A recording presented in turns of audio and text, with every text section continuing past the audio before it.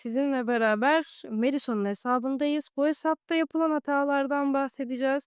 Eğer bu kadar fazla hataya sahip bir hesabınız varsa, Varsayım Survival'da ne yapmalısınız? Bu hesaplar nasıl kurtarılır ya da ne gibi masraf edilir? Bunların hepsini teker teker anlatacağız. Yanımda arkadaşlarım var. Bol eğlenceli, tatlı bir video olacak. Bol bol linç diyeceğiz diyebilirim. Şimdiden affımız olsun diyelim. Başlayalım o zaman diyorum. Şef donanımlarından. Ne diyorsunuz arkadaşlar? Yani şef donanımları biraz düzeldi eski haline göre. Evet, ilk halini sen biliyorsun Hakan. O yüzden sana ilk halini soralım. Nasıldı burası? İlk hâli şöyle, hesabın sahibi arkadaşımız tamamen kafasına göre, güçlendirmeler yapıyordu. Ne bileyim, mızrakçıyı bir anda 3 atıyordu. Piyade 2'de kalıyordu. Yapılmaması gereken hatalar. Evet. Ama şu an devamında Emre ile devam ediyorlar. Emre şu an biraz düzeltmiş. En azından mitik seviyesinde. Donanımları, topladık, şu an için. Piyadenin de bir tanesini, kırmızıya doğru, götüreceğiz. Çevirme özelliği olsun diye, açılsın diye. Şu an için biraz daha, donanımları, topladık diyebiliriz yani. Hesap için. Buradaki temel amacımız bir tanesini şuradan gösterelim. Efsanevi seviyesine yükseltmek, daha sonra da takas sistemini açmak. Bunun için kaynak toplanmış durumda. Doğru mudur? Evet, Evet, şu çok an hazır. aynen. Burada tılsımlarda bir ilginçlik var. Evet. Burası çok büyük bir hata bu arada. Burası kılıç Maalesef. dönüşü. Bunu böyle yükseltmiyoruz. Kamu spotu. Kesinlikle ikili, üçlü şekilde tılsımları bırak. Kaldı Çok ki bulduruyor. Pro elle oynuyorsa, yani burayı 4 dedikten sonra normalde buradaki nişancı tılsımlarına gitmesi gerekiyor ballarım. Normalde burada yapmamız gereken şey bunları da 4'e çekmek. Bence hepiniz aynı fikirdesinizdir burada. Burayı ikilemek yerine ki kaldı ki buna gidecekseniz bile bunların hepsini eşit götürmeyin. Yani teker teker ilerlememiz gerekiyor. Bir tanesini bitiriyorsunuz, 5 level'e çekiyorsunuz, sonra tekrar gibi gidiyoruz. Mantığı bu diye düşünüyorum. Burada. Aynen öyle. Farklısı nazar boncuğu herhâlde. Galiba değil mi? Nazarlık. Şuradaki de şey galiba değil mi? Öyle yani. Niye bilmiyoruz. O malzemenin, o kadarına çıktı şu an için yani. Daha üstüne çıkamadık. Mızrakçı da zaten işimizde yok. Doğru gerçi oraya da bıraksak da Kalsın orada. 50-0-50'de olduğu için daha fazlasına gerek yok. buradan kahramanlara geçiyoruz diye düşünüyorum. Kahramanlar çok kötü. Evet. Felaket. Gerçi burada bayağı problemler var galiba. Flinty cool değil bir kere. F-Top'u, hesap için olmazsa, olmaz bir hero. Yani Full tabii build orada zaten, sıkıntı var. Veteranım oynayamayacağı için en azından bunun fullenmesi gerekiyor. Silahı da 3'te kalmış. En azından bir 4 olsa yine daha iyi olabilir. Galiba yanlış hatırlamıyorsam Akın daha iyi bilir. Kırmızı dondurma da çok geç yaptı. Yani donanım yükseltmede de bir sıkıntı var. Öyle şu an biraz düzelmiş gibi gözüküyor da şöyle bir sıkıntı var. Normalde hepsi alt 4 ve 5 seviyeydi. Emre ile beraber düzeltmişler. Bir mitrile gitmişler.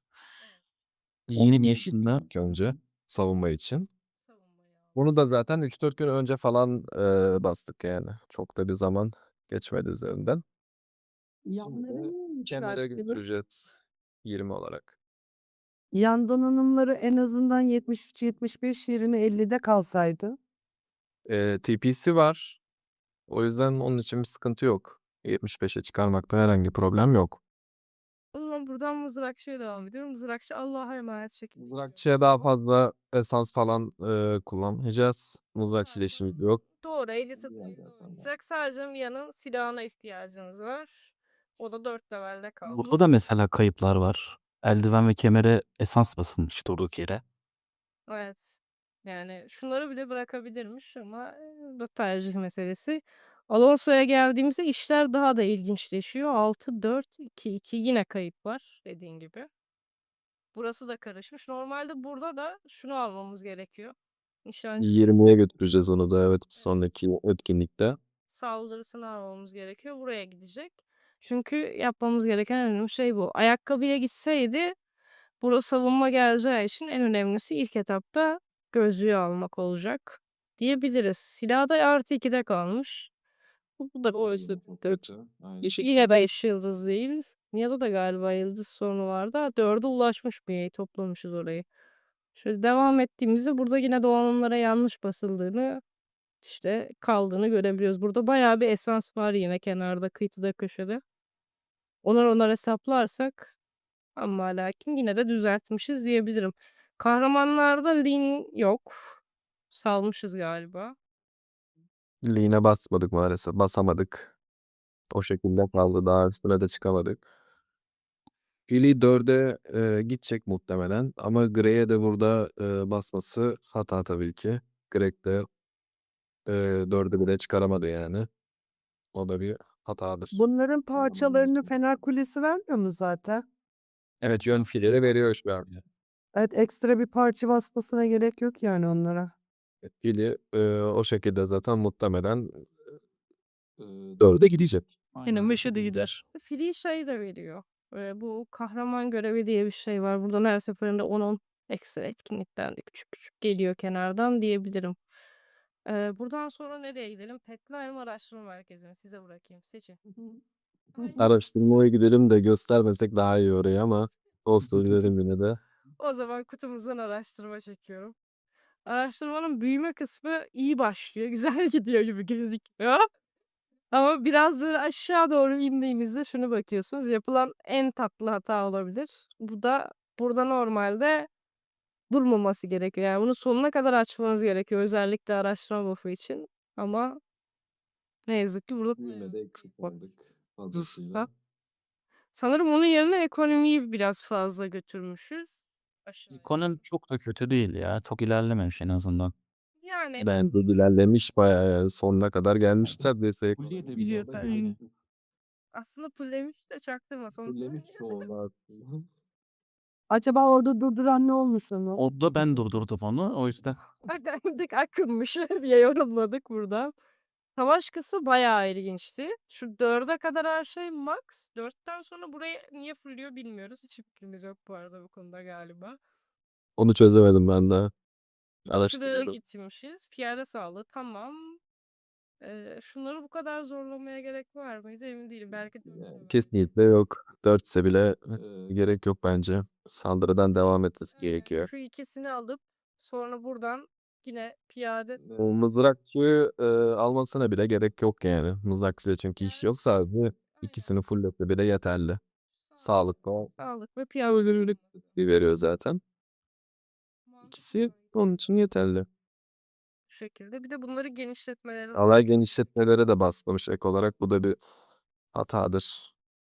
yine aynı Ve şekilde. her şey bir de aynı şekilde sonuna kadar da gidiyor diye biliyorum. Evet.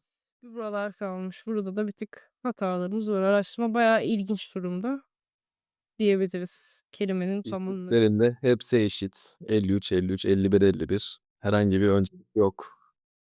Yani mızrakçıyı daha doğrusu sonradan bıraktığı için de olabilir biraz ama bu. Şu kadar şey yapmayalım öldürmeyelim. Bazı istatistikleri de çok kötü. Yani araştırma baştan aşağı çok kötü maalesef. Ama bir türlü toparlanacak diyelim hızlandırmalarla. Yerim en azından. O zaman petlere geçiyorum. Petlerin bir kere levellerine genel olarak baktığımızda çok tuhaf ve eşit gitmiş. Şuralarda bayağı sıkıntı var bence. Benim de. 70'e çekmesi gerekiyordu en az onları da. Öncekileri de. Şu kısmı en azından dediğiniz gibi. ya şöyle pet konusunda biraz benden yardım aldı. Ben onu 60'ta kalmasını istedim. Çünkü yeterli malzemesi yoktu zamanında. Ve gidip 70'e basacaktı. Saçma sapan petler var bazı işte. Tundura'da 5 dakika dolaşma falan gibi. Ona mesela 70 ekmesine gerek olmadığını söyledim. O yüzden bırakmış olabilir 60'larda. Geyik mesela 60'a çıkması gereksiz. Evet. Bu da aynı şekilde. Dediğiniz gibi. Geçiştirmeleri de o şekilde. Burası İlki mavi. mavi. Şu tarafa gideceğiz. İkincisi de mavi. Burada yine bir mızrakçı öldürücülüğüne gereksiz gidiş var ama ya normal basarken gitmiş muhtemelen. Buradan sonra aslında maviye götüremiyorsa bile yapmaları gereken piyade sağlığıyla nişancı öldürücülüğüne en azından maviden ilerlerse stat olarak daha mantıklı olur pet geliştirmede. Bunlar zaten yemyeşil. Hepsi yeşil şu an diyebiliyorum. Bir geyikte biraz. Bir tane mavi. Orada da piyade sağlığı kalmış kenarda. O kötü olmuş. Yine burada yapacağı şey tahminimce piyade sahayla nişancı öldürücülüğüne gitmek olacak birikimlerini. Başka yolu yok çünkü buranın. Burası mavi olana kadar devam edilecek. İlk 2'ye aynen. Aynı şekilde maviye gitmesi gerekiyor. Son 2 pette özellikle. Evet, buradan da bayağı bonus kaybediyor teknik olarak diyebiliriz. Başka ne diyelim? Uzmanlar mı? Evet, uzmanlarımız harika. Dünyalar harikası uzmanlara gelelim mi? Bayılacağız. Geldik. Bu 50'de kalmış Cyril. Cyril'de yapılan en büyük hata sizce nedir? Cyril'de öncelikle hesabın ayı avındaki donanım seviyesi ve ayı avıma katılımı önemli bence. Medusa mesela hiçbir zaman ayı avına katılmıyor ve şu an fark ettiyseniz seviye 7 şeyi var. Kapasite artışı var. Aynen. Ekstra. Katılım Yani derken rally açmaktan bahsediyor. aynen. Rally açmaktan. Ve bu çok gereksiz bir yatırım bence.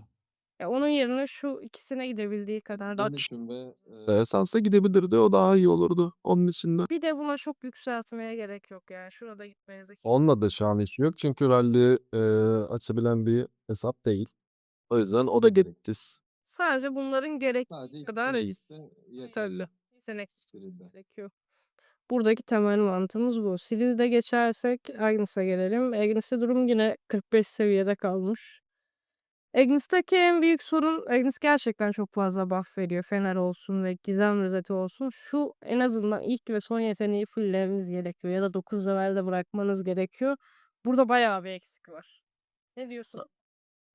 Bayağı bir geride eee Agnes'i ama toparlanabilir çünkü Agnes çok fazla XP ve kitap istemiyor. Burayı da toparlayacağız zamanla yani. Ama çok da kitabımız yok gibi. 26.000 o kadar da şey değil. Yeterli 26.000 Agnes için. Agnes ilk kalanlarda çok sıkıntı yaşayacağız gibi hissediyorum. Birazdan geliyor. Kalanlara bakmazsak daha güzel olur. Olgur'a geldik. Olgur'u 30 levele çıkarmışız. Olgur'un ilk yeteneğine bu kadar fokuslanmasına gerek var mı emin değilim. Yani buna gitmesi daha önemli. Aldığı arena bonusu için. Şu iki yetenek özellikle düşük yatırımda çok önemli. Biri daha indirimli öğe almanızı sağlıyor. Biri de daha fazla puan almanızı sağlıyor günlük ve haftalık olarak da. Holgor'da evet 1 ve 4. yetenekler hiçbir işe yaramıyor neredeyse. Yani bunu bence bunları geliştirmek için kullanıyoruz arttırmayı. 4'ü. 1'e göre en azından daha iyi diyebiliriz. Mantıken. Always'a geçiyorum. Romulus'a gelelim. Romulus 20 olmuş.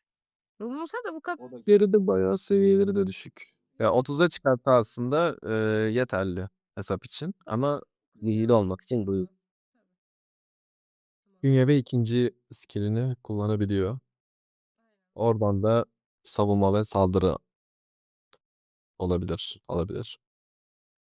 Baldur'a bakalım. Baldur 21. seviyede. Baldur'un da zaten bildiğiniz üzere hiç gitmemiş ama asıl şuradaki ittifak şampiyonası rozet mağaza muhabbeti iş yapıyor. Ödülleri de güzel bu arada. Ama orayı da yükseltmemiş tabii ki. Her şey eksik. Uzmanlar özellikle. Bakmamız gerekiyor burada da. Hani 4'ün o kadar önemi yok ama 2 ve 3 gerçekten tatlı oluyor. Bunları arttırmak gerekiyor. Özellikle. Zaten bununla işiyor. Valerian'e hiç yok. Fabian'ı arttırması gerekiyordu. Fabian'ın Fabian'ın 2. skill'i bence çok iyi. Önemli bayağı da. 1 ve 2 önemli bence de Fabian'da. Oraları da yükseltmesi gerekiyor. yani 3 ve 4'e o kadar ağırlık vermiyoruz ama 1 ve 2 çok önemli. Roni zaten yeni geldi. Roni hakkında bence herkesin yorumu dünyanın en boş uzmanı olmasıdır. Bomboş bir uzman, gereksiz bir uzman. Yükseltmeye bile değmez bence yani. Çok saçma. Kesinlikle şunu da şuradan alalım. Uzmanları da bitirdik diyebiliriz o zaman. Şu an FC olarak kaçıncı seviyedeyiz? FC 5'e yaklaşmışız. Full shoot. Evet, en azından fullüz diyebilirim. Yani burada da ekstra var mı sizin bahsetmek istediğiniz? Eyaletin gününü gösterelim. Bakalım. Anıttan bakarız muhtemelen. Ya da VIP'ye giriş. VIP puanından bakabilirsin ama tamamen girmediği için onu da göremeyiz. Buradan görebiliriz. 217. Anıttan görebiliriz ya muhtemelen. Ortalama, işte, PZ5'in gelmesiyle Gen 5'in gelmesine son 40 gün ya da 30 gün civarı bir şey var diyebiliriz burada temelde. Şöyle bakıyorum ben kendi hesabımdan. 238. gündeyiz. 238. güne göre çok geride bir hesap baktığınızda ama yine de ilk geldiği halinden çok toparlandığını söyleyebiliriz. Evet. Sağ olasın. Ne kadar harcadık bu hesabı toparlamaya Emre Bey? Şu 10 gün içerisinde yaklaşık bir 15.000 lira gitti. 15-16 bin lira civarı gitti. Donanımları topladık. Esansları biraz daha topladık ama daha bir 10-15 bin lira daha gidecek gibi duruyor. Yani anca kendine gelir gibi. Yani anca toparlanabilecek. Evet. Var mıdır eklemek istedikleriniz video hakkında? Ekstradan bu hesapta yaklaşık 1,5 aya yakın ayağı oynanmadı. Yani girip ayağına hiçbir zaman girmedi. Neredeyse 1000 esans taşı falan eksik bu hesabın. Evet. Dökümhaneye de girmedi. Oradan da etkinlikten bir şey almadı. Çok etkinlik eksiği var o zaman. Çok etkinlik eksiği var. Sorun zaten o. Hesaptaki en büyük sorun o. İşte onu da para yatırarak telafi etmeye çalışıyoruz. Bu tabii biraz tuzlu oluyor Maliyeti de yüksek olur işte. Aynı şekilde. diyebiliriz. Çantamıza baktığımızda da şu anki yatırımlarla zaten gelenleri görebiliyoruz aşağı yukarı ama çok fazla hızlandırma da yok sanırım diyebilirim. 44 gün yeterli şu an için. Araştırmayı en azından biraz da olsa toparlayabiliriz. İşte burada en büyük problem kahramanlar donanımları diyebiliriz en azından. Şef kısmını çözdüğümüzü varsayıyorum. Bir etkinlikte basmayı planlıyorsunuz. Ki biliyorsunuz ki bunları subay ya da silahlanma gibi etkinliklerde doğru etkinlikte basarsak ne elde edebiliyoruz? 50.000 elmasımızla birlikte 10 tane ada dekorasyonu alıyoruz. Adayı geliştirmek için bunlar da önemli oluyor. Kısacası. Ekleyecekleriniz yoksa bu videonun da sonuna geldik konuşmasına geçebilirim. Ne diyorsunuz? Bence geçebilirsin. Eksik var mı?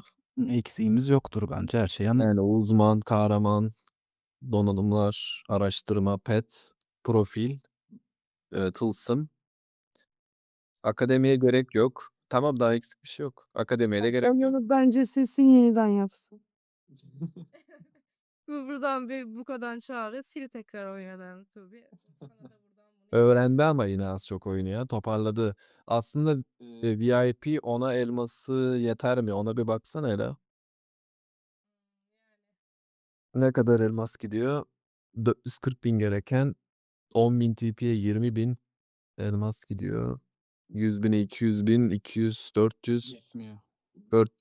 500k falan elmas gidecek. çaldı ki Hector'u yazacak. Hector'un şarkını oynaması gerekiyor. Yetişir ona ya. Daha çok fazla para atacak hesaba. Toparlanmaz. Bu kadar emin. Atması gerekiyor abla, yoksa toparlanmayacak. Söylüyorum ona zaten. İşte şunu al, bunu al, bunu böyle yap diye. Toparlıyoruz ama daha bir 10-15 bin lira daha var yani anca. Tılsımları da yükselmesi lazım. O kadar para vereceğine etkinliğe girse daha kârlı. Etkinliğe de giriyor şu an. Oynuyor ayı. Son 2 tanesine falan herhalde girmişti. O şekilde devam etmesi lazım. Bol bol alması gerekiyor. Etkinliklere girip işte haftada da şöyle 5-6 bin lira atsa yeter. Bir ay içerisinde toparlanır hesap tamamen. En azından yetişebilir. Kristali var Allah'tan, yani kristali olmasa o zaman sıkıntı. O da muhtemelen şeyi sürekli aldığından Yolculuktan aldı hepsini aynen. Şu anda zaten almış. Ya, Oradan toparladı. gerçekten önemli kristal açısından bizi çok rahatlatıyor diyebiliriz. Kampları tamamladı mı? Neydi? Kamplar tam mı onlar? FC5 2 tanesi, biri FC4 şu an. Piyadeyle nişancı. FC5 olması gerekiyor. Nişancı 4. 14 eksik şu anda. Nişancının son bir tanesi kaldı. Da basacak muhtemelen etkinlik bekliyor diye düşünüyorum yine. Aynı mantıkla bir SVS olsun, bir şey olsun muhtemelen ya da silahlanma etkinliğinde basacaktır. Gördüğümüz son hali bu diyebiliriz. Buradan kendisine videoya katkıları için teşekkür ediyorum balım. Sizler de eğer gerçekten geride kalmış bir hesabınız varsa neler yapmanız gerektiğinize rehber niteliğinde olmuştur diye inanıyoruz. bizim hep beraber yorumlarımız. Ayrıca katkıları için arkadaşlarıma çok teşekkür ediyorum. İyi ki varsınız.